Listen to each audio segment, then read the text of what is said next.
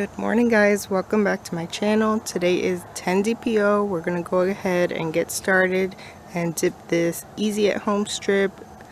That is the only test that I have for today. So I still have some like the first response, but they're not as sensitive. I have some first response left over from last cycle, but they're the ones, I forgot what they're called. It kind of has like teal on the box, and supposedly those are not sensitive at all.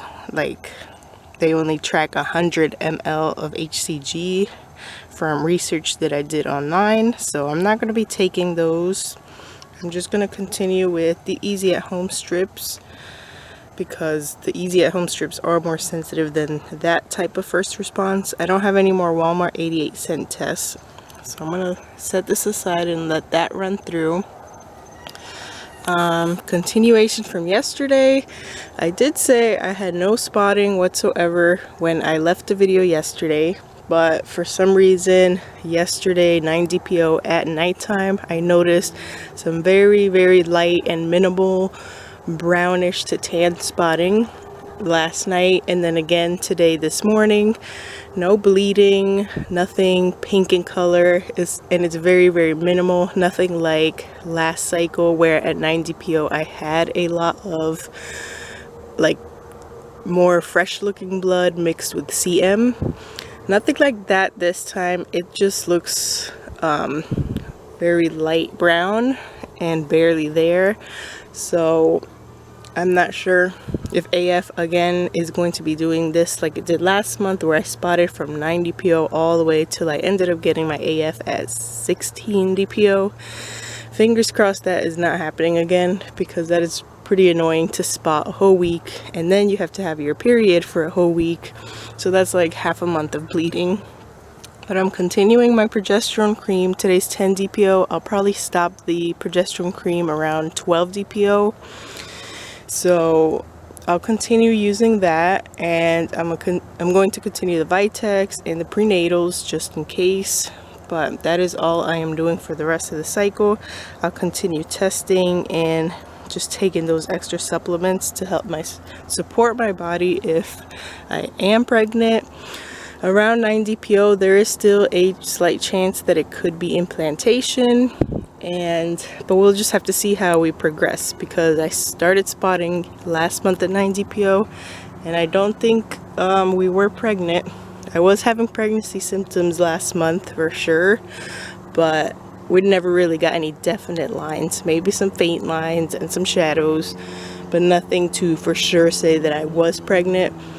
No pregnancy symptoms this time around. I don't feel nausea. I don't feel really much of anything. Not even any cramping or anything. So I just feel normal. No new breakouts or anything on my skin today. Yesterday I did have a few, but I woke up with a little bit more of a clear face today. So yeah, there's just nothing really to report. So I'm just going to take a peek at this test. It's still running through, still has some pink streaking, but it is looking negative so far. Let me give it a few more minutes. We'll look at it when it's definitely complete.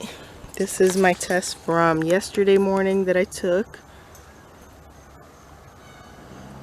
and this was the Walmart 88-cent one. Walmart 88-cent dried with a little evap line, but they always do that, especially when you take them out. So let's just wait and see what 10 DPO says officially, and then we'll just continue from there.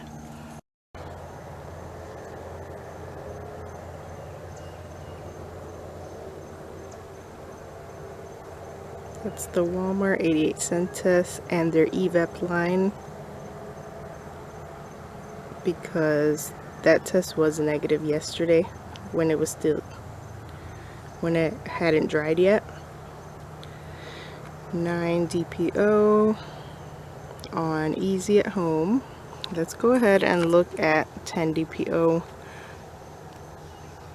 It has been plenty of time now.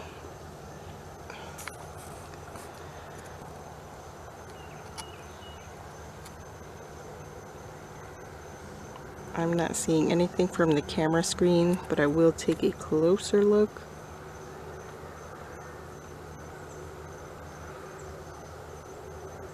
Nine DPO compared with 10 DPO.